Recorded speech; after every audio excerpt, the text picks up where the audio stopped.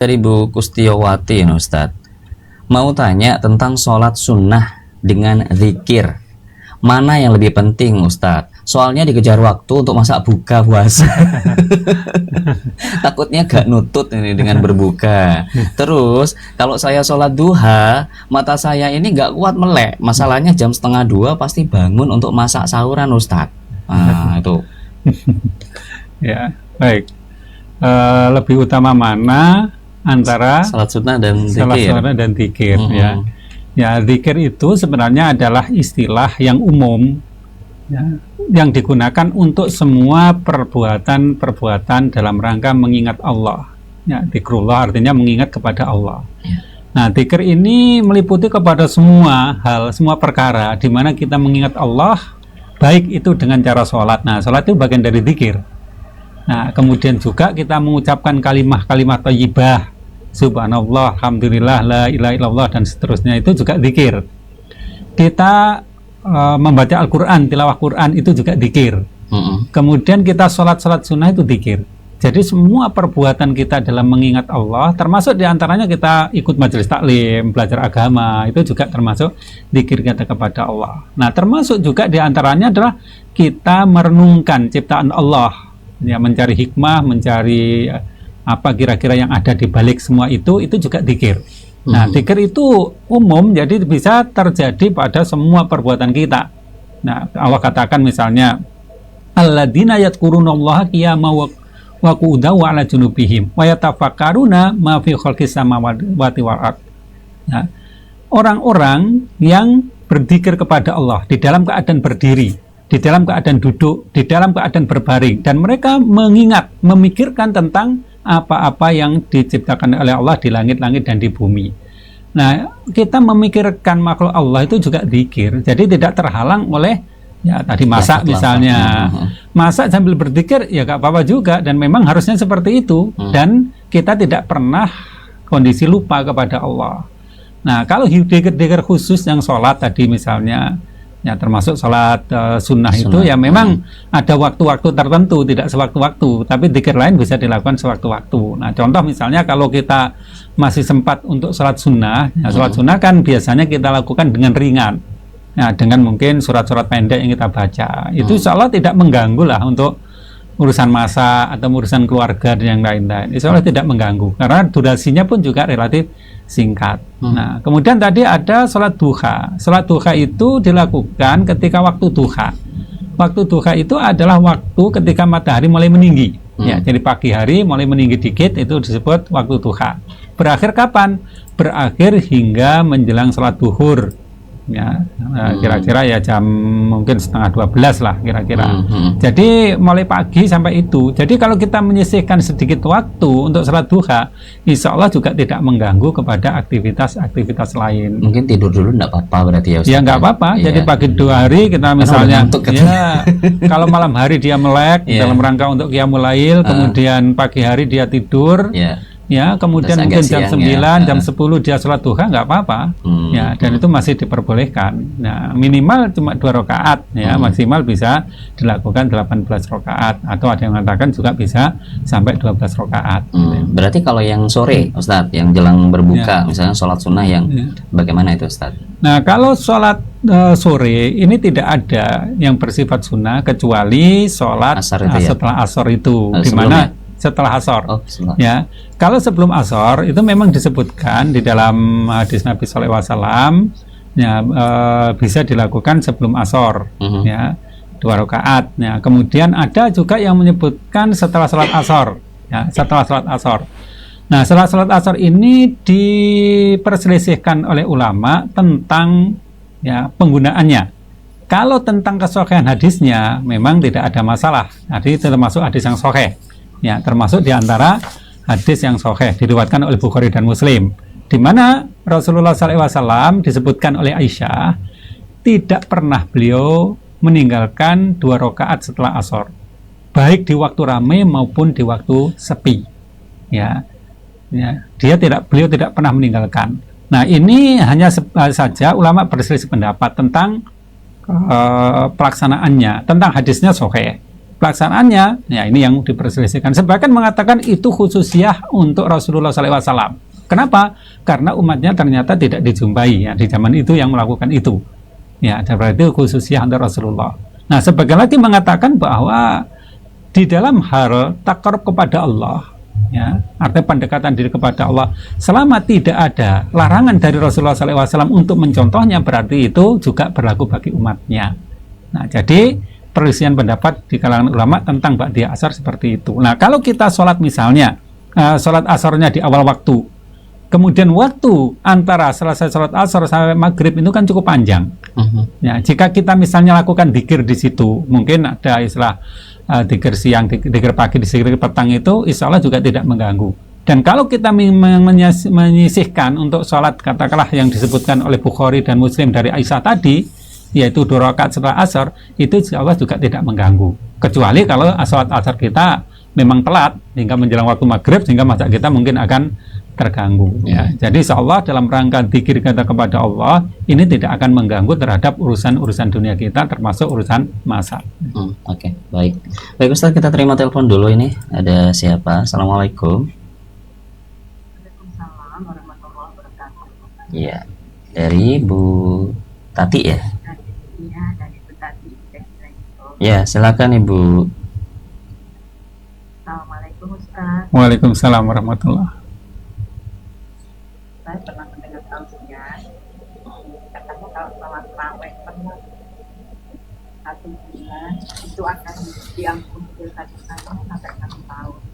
Tapi kalau ada bolongnya, seperti saya kapan hari sakit sampai 2 hari, bagaimana? Nomor 1 itu. Kedua, apakah orang yang sudah meninggal itu masih bisa melihat kita yang masih ada?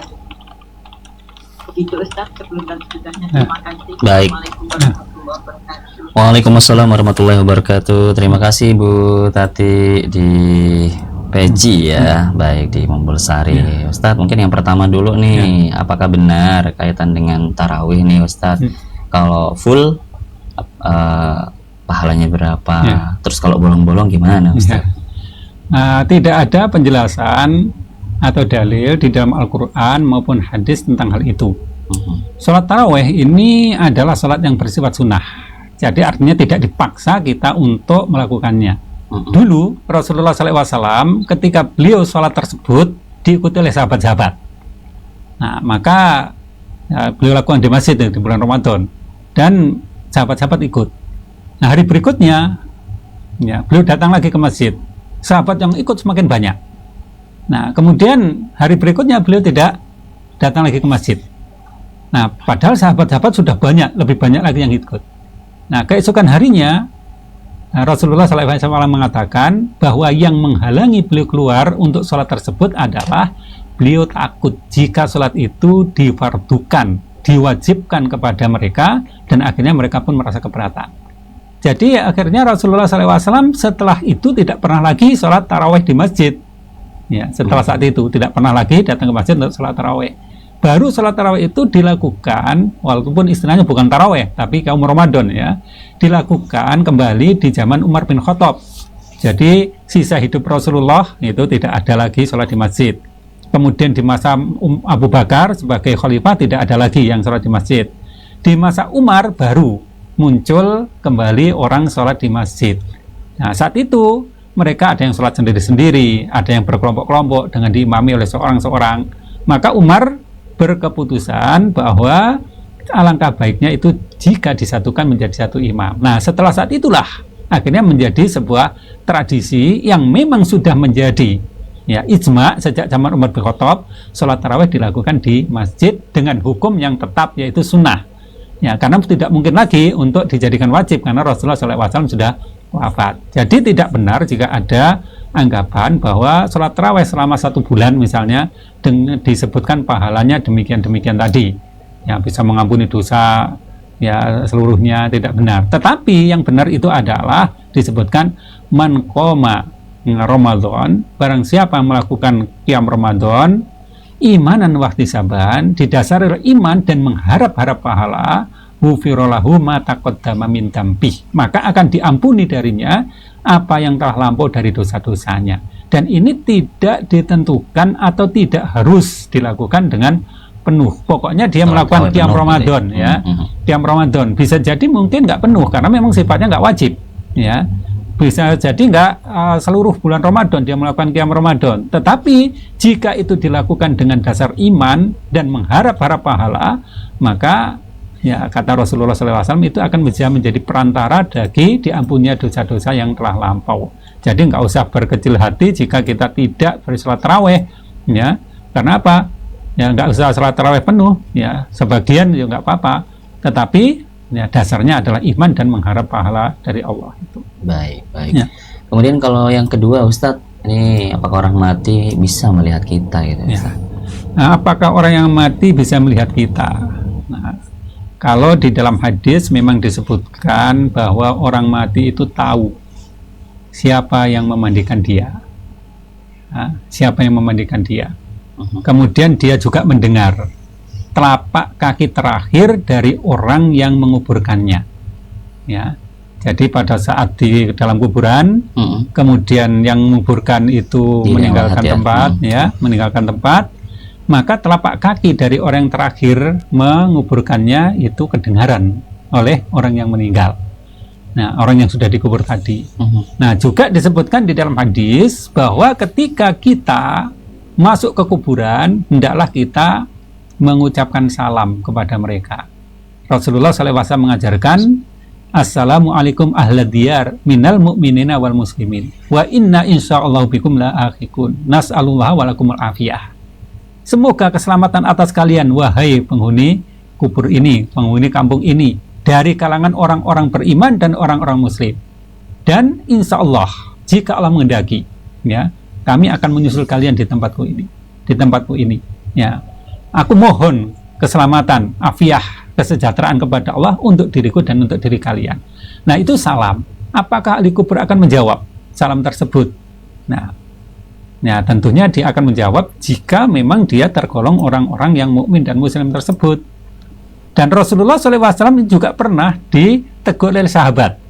Ya, Rasulullah ditegur oleh sahabat ketika beliau ya menguburkan orang-orang muslim yang gugur di dalam perang Badar. Selesai dikuburkan.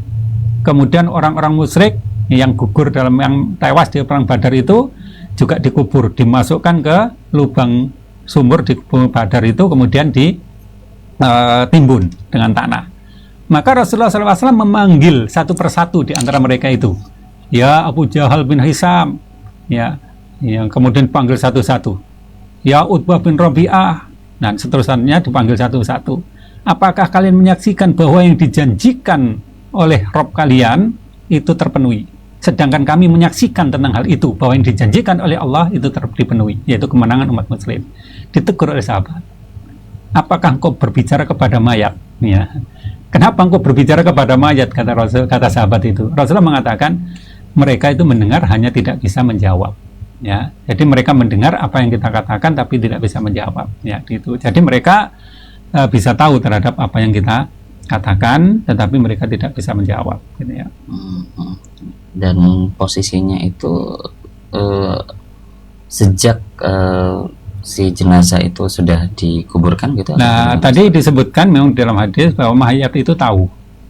Ya, tentang siapa yang memandikan jenazahnya. Karena itu dalam memandikan jenazah ini memang sangat ditekankan untuk menjaga kemuliaan, kehormatan kepada jenazah. Karena dia tahu siapa yang memandikan jenazahnya itu. Ya. Baik Ustadz, kita jeda dulu. Pemerhati Prawasalina, waktu maghrib untuk hari ini ya 15 Maret 2026 087771000. Disilakan ya, kita masih membahas tema ini pemerhati Prawasalina dengan tema untuk harta ya yang ditinggalkan oleh orang yang sudah mati ya, pemerhati Prawasalina atau meninggal. Baik, ada siapa ini? Assalamualaikum. Waalaikumsalam warahmatullahi wabarakatuh. Ya, dari siapa, di mana? Dengan Bunda Hanif di Mayang. Bunda Hanif di Mayang. Oke, silakan. Assalamualaikum Ustaz. Waalaikumsalam warahmatullahi wabarakatuh. Ustaz ya, mau tanya faedahnya Oh, sholawat nariyah. Iya. Ya. Itu saja. Ya, terima kasih. Baik, terima kasih. Waalaikumsalam warahmatullahi wabarakatuh. Sholawat nariyah, Ustaz. Iya. Nah, apa nih faedahnya? Kadang ada nih yang misalnya sebuah daerah juga apa ya, membumikan sampai pakai jargon bumi sholawat nariyah gitu ya. Ustaz, gimana? Ya, baik. Yang pertama, selawat nariyah ini memang bukan selawat yang diajarkan Rasulullah. Ya, jadi artinya Rasulullah SAW di dalam hadis-hadis beliau itu tidak pernah mengajarkan selawat nariyah. Nah, selawat sendiri itu maknanya adalah doa. Dari kata sholat, sholat itu artinya doa. Selawat itu adalah doa-doa. Yang dimaksud dengan selawat itu adalah doa-doa untuk Rasulullah SAW. Ya, memang kita mendoakan Rasulullah SAW itu tidak harus dengan lafadz yang diajarkan Rasulullah. Jadi boleh kita mendoakan Rasulullah SAW dengan lafadz yang Lain. kita gunakan sehari-hari, misalnya, ya Allah berilah salawat kepada Rasulullah, ya Allah berilah salam kepada Rasulullah, gitu ya. Itu boleh kita mendoakan beliau dengan lafadz-lafadz tersebut, termasuk juga lafadz-lafadz yang mungkin menggunakan bahasa Arab di dalam rangka untuk apa? Untuk mendoakan Rasulullah. Ya, jadi apa saja dari doa kita kepada Rasulullah selama itu memang hak Rasulullah, maka itu akan baik. Ya. Baik. Nah, kalau itu bukan hak Rasulullah, misalnya Rasulullah itu ya Allah berilah salawat kepada Rasulullah karena Rasulullah itu adalah bisa menyembuhkan orang yang sakit, bisa mengayakan orang miskin misalnya. Nah, itu nggak benar karena Rasulullah memang nggak punya kemampuan seperti itu. Ya Allah misalnya berilah salawat kepada Rasulullah karena Rasulullah ini adalah orang yang bisa melepaskan segala ikatan, misalnya bisa mengurangi kesakitan dan sebagainya. Nah, ini nggak benar karena yang bisa melakukan itu hanyalah Allah. Ya. Yang bisa memberi rezeki hanya Allah, bukan Rasulullah. Adapun selawat nariyah, Allahumma sholli sholatan kamilatan wa sallim salaman taman ala sayyidina dan seterusnya, itu bukan yang diajarkan Rasulullah. Artinya Rasulullah tidak pernah mengajarkan yang semacam itu. Sehingga tentang faedahnya, tentang keutamaannya ya memang kita nggak jumpai di dalam hadis-hadis. Ya nggak dijumpai hadis-hadis tentang hal tersebut. Nah, tapi kalau yang diajarkan Rasulullah SAW misalnya ya salawat Ibrahimi itu ya yang kita baca di dalam sholat, ya itu ada ya penjelasan dari Rasulullah ya sebagai salah satu di antara kaifiyah sholat yang mana jika kita baca, nah itu akan mendapatkan pahala tentunya gitu ya. Nah, jadi tapi kalau yang ini yang salawat nariyah ya, kita belum menjumpai, memang tidak dijumpai adanya dalil-dalil yang menjelaskan nah tentang hal itu baik dalam Al-Quran maupun dalam hadis-hadis Nabi ya. Tapi yang penting isinya gitu ya Ustaz. Ya, jadi dilihat isinya nanti bagaimana, apakah itu berupa doa-doa kepada Rasulullah yang wajar sebagai seorang Nabi ataukah itu ya bukan hak Rasulullah, seperti misalnya kalau ada orang Kristen itu ya yang menyatakan Isa ya itu seorang hamba dan Rasulullah sebagai Tuhan, ini kan melebihi dari haknya Isa gitu. Nah, jangan sampai kepada Rasulullah pun juga demikian. Oke, baik Ustadz, ini ada pertanyaan lagi. Nah, ini kayaknya panjang ini Ustadz, cerita ini ya, soal cerita Ustadz. Tapi saya sudah baca sih, saya persingkat saja, mudah-mudahan bisa tidak mengurangi maknanya begitu. Dari Hasanah di Balung. Ustadz, saya punya suami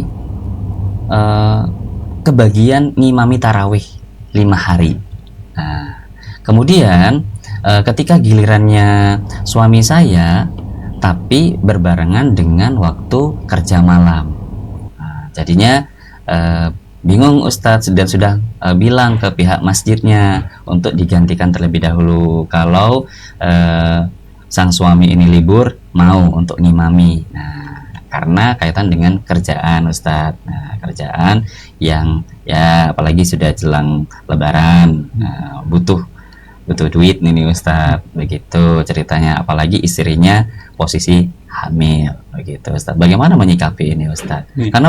Karena orang tua sang suami ini juga ini kekeh gitu, ngimami aja gitu. Gitu Ustadz, gimana Ustadz? Ya, antara ngimami ibadah sama kerja nih. Ya, baik.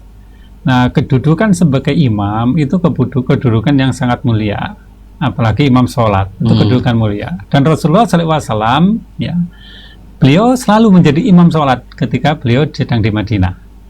Ya, ketika beliau keluar Madinah, untuk sebuah perjalanan, beliau pasti akan mengutus kepada salah seorang sahabat yang mulia untuk menjadi imam bagi masyarakat Madinah. Jadi imam ini memang kedudukan yang mulia. Nah, kalau di dalam hadis yang diriwayatkan Bukhari, ya, diriwayatkan oleh Muslim ini, ya, itu orang yang menjadi imam itu ya adalah orang yang aqra'uhum li kitabillah, orang yang paling pandai, paling paham kepada kitab Allah. Nah, jadi kalau dia menjadi imam, ditunjuk dari imam, berarti kedudukannya mulia, kan dia tergolong orang yang mendapatkan kemuliaan dari umat muslimin untuk apa? Untuk menjadi pemimpin mereka. Nah, kalau sudah demikian, sebaiknya memang tidak disia-siakan keadaan tersebut. Apalagi memang ya mungkin kalau di masyarakat tersebut, yang pandai pada Al-Quran sedikit misalnya, atau mungkin nggak ada kecuali suaminya tadi, maka sebaiknya tidak ditinggalkan ya kewajiban tersebut, karena ini amanah dari umat misalnya. Ya, dan kedudukan imam kan bukan dia mengajukan diri, tetapi umat yang mempercayakan keimaman itu kepada dirinya. Nah, karena itu kepercayaan, maka hendaklah dipegang dengan sebaik-baiknya kepercayaan tersebut, ditunaikan dengan sebaik-baiknya. Adapun masalah rezeki dari Allah, ya ini bukan berarti kita menyerah, ya, bukan berarti kita bersifat pasif. Rezeki ya tetap harus dicari. Ya, karena apa? Karena sifat rezeki memang harus dicari, diperjuangkan, nggak akan turun dari langit dalam bentuk ya bongkahan-bongkahan emas atau lembaran-lembaran uang, tapi harus kita upayakan. Nah, bagaimana kita bisa mengelola waktu kita untuk membagi tugas tersebut? Kalau memang harus, artinya harus pergi untuk mencari nafkah dan itu nggak bisa tidak, ya. Karena barengan waktunya. Ya, barengan waktunya, ya nggak masalah untuk mendahulukan sesuatu yang lebih penting, yaitu perut yang lapar misalnya, kebutuhan yang mendesak misalnya. Nah, tugas itu bisa dialihkan kepada orang lain, karena Rasulullah SAW ketika suasana genting misalnya dalam perjalanan juga tidak terus mengimami, beliau meninggalkan itu untuk sebuah keperluan yang lebih besar, kemudian itu bisa diserahkan kepada yang lain. Ya, ya baik. Baik, Ustadz, ini ada pertanyaan dari Pak Ainul. Ya, Ustadz, saya tanya, mengapa di Mekah sholat malam di bulan Ramadan itu disebut sholat tahajud, di Indonesia disebut sholat tarawih? Ya, baik. Tapi ini ya, kalau saya lihat itu ada jadwal sendiri ya, tarawih sama tahajud kalau di Mekah ini. Kebetulan kita juga menyiarkan pagi-pagi ini, Ustaz. Tapi yang disiarkan sholat tahajudnya, Ustaz. Ya, baik. Nah, gini sejarahnya gini ya. Nah, sebutan sholat tarawih itu nggak ada di zaman Rasulullah. Di zaman sahabat juga nggak ada. Jadi kalau kita tanya di zaman itu kepada Rasulullah sholat tarawih itu apa, ya nggak ada. Ya, Rasulullah juga nggak menjelaskan adanya sholat tarawih. Kemudian sahabat juga tidak menyebut sholat tarawih. Nah, sholat itu disebut apa? Ya, sholat itu disebut dengan qiyamul lail. Ya, yang sebutan secara khususnya itu adalah tahajud. Tahajud itu apa? Tahajud itu adalah sholat yang dilakukan setelah bangun dari tidur, disebut dengan sholat tahajud. Nah, secara khusus pada bulan Ramadan, Rasulullah SAW mengatakan, man qoma Ramadan imanan wahtisaban. Barang siapa yang melakukan qiyam Ramadan didasari iman dan mengharap-harap pahala, ghufira lahu ma taqaddama min dzambih, maka akan diampuni dari apa-apa yang telah lampau dari dosa-dosanya. Nah, jadi untuk bulan Ramadan, tahajud itu disebut sebagai qiyam Ramadan. Ya, berdasarkan pada hadis yang diriwayatkan Muslim tadi. Jadi tahajud, nah qiyam Ramadan itu satu jenis ibadah, hanya diberi nama yang berbeda. Nah, kemudian kenapa kok ada istilah salat tarawih? Nah, salat tarawih ini sebenarnya istilah yang dibuat oleh ulama-ulama belakangan, bukan kalangan sahabat dulu, tapi ulama belakangan ini. Nah, kenapa ada istilah salat tarawih? Ya, sebenarnya bukan hanya di sini, bukan di Indonesia, tapi di banyak negara juga menggunakan istilah salat tarawih. Itu istilah yang dibuat oleh para fuqaha, ahli-ahli fikih, untuk menyebut sholat yang dilakukan dengan banyak istirahat. Ya, tarawih itu artinya apa? Beberapa kali istirahat. Jadi sholat itu sholat tarawih karena sholat mereka itu panjang. Setiap 2 rakaat mereka istirahat dulu. Ya, kemudian sholat lagi 2 rakaat. Kemudian istirahat lagi, kemudian sholat lagi 2 rakaat, kemudian istirahat lagi, sampai mencapai waktu semalam itu. Jadi sholatnya itu bisa dilakukan semalam. Nah, karena beberapa kali istirahat di dalam sholat tersebut, maka sholat itu akhirnya disebut sebagai sholat tarawih. Nah, kenapa mereka harus istirahat pada setiap 2 rakaat? Karena rakaatnya panjang-panjang. Ya. Dan mereka berdiri lama, mungkin nggak sanggup, akhirnya dipotong-potong setiap 2 rakaat istirahat. Nah, akhirnya muncullah istilah yang disebut sebagai sholat tarawih. Ya, jadi itu hanya sebutan saja. Katakanlah di Arab tadi juga disebut sebagai sholat tarawih jika dilakukan dengan beberapa kali istirahat tadi. Baik, Ustaz. Oke, pemerhati Prasol ini kita jeda dulu ya. Diingatkan tadi Suasis ingin tanya Ustadz, minta penjelasannya tentang sholat kafarat. Baik, sholat kafarat ya itu biasa dianggapnya sebagai sebuah sholat yang dilakukan pada Jumat terakhir dari bulan Ramadan. Kemudian katanya sholat kafarat itu bisa menghapus dosa dari sholat yang ditinggalkan. Nah, kafarat itu artinya kan tebusan, ya, tebusan. Jadi menebus dari dosa ketika dia meninggalkan sholat-sholat yang terdahulu. Sholat wajib. Ya, sholat wajib tentunya. Kalau sholat sunnah kan nggak disebut dosa. Nah, kemudian ada yang mengatakan bahwa sholat itu bisa menghapus dosa dari sholat yang ditinggalkan atau mengganti sholat yang ditinggalkan selama seumur hidup. Ada yang mengatakan bisa mengganti selama 1000 tahun dan macam-macam. Ya, ada yang menyebut macam-macam. Jadi kalau dosa meninggalkan sholat pada dirinya itu sudah nggak ada, maka akan diberikan kepada kerabat dekatnya. Misalnya orang tuanya yang pernah meninggalkan sholat akan bisa diganti itu dan seterusnya gitu. Nah, dalil-dalil tentang sholat kafarat ini nggak ada. Ya, kalau kita lihat Al-Quran, nggak pernah Al-Quran menyebutkan adanya sholat tersebut. Dan kalau kita lihat hadis juga nggak pernah ada sholat tersebut. Jadi ada memang yang menyebutkan hadis-hadis, tetapi kalau kita cek dari kitab-kitab hadis, maka itu tidak ada yang menyebutkan. Nah, kalau hal yang semacam itu biasa disebut sebagai hadis yang maudhu atau hadis yang palsu, yang tidak bisa dipertanggungjawabkan kalau Rasulullah SAW memang mengatakan atau melakukan semacam itu. Ya, jumlah rakaat pun yang berselisih mereka, ada yang mengatakan ya 7 rakaat, ada yang mengatakan 17 rakaat, ada yang mengatakan 4 rakaat, ada macam-macam lah. Nah, karena memang tidak ada panduan yang jelas di dalam Al-Quran maupun hadis. Adapun jika Ramadan, ya itu kita lakukan amal-amal soleh yang ada petunjuk yang jelas, itu tentu lebih bagus. Ya, kenapa? Karena di dalam urusan agama ini, ya kita nggak tahu, yang tahu adalah Allah dan Rasulnya. Jadi kita hanya melaksanakan apa yang Allah dan Rasulnya telah tetapkan. Selebih itu ya kita nggak tahu kan urusan langit, urusan surga, urusan neraka itu. Ya. Baik Ustadz, ini ada pertanyaan dari Ibu Ellen.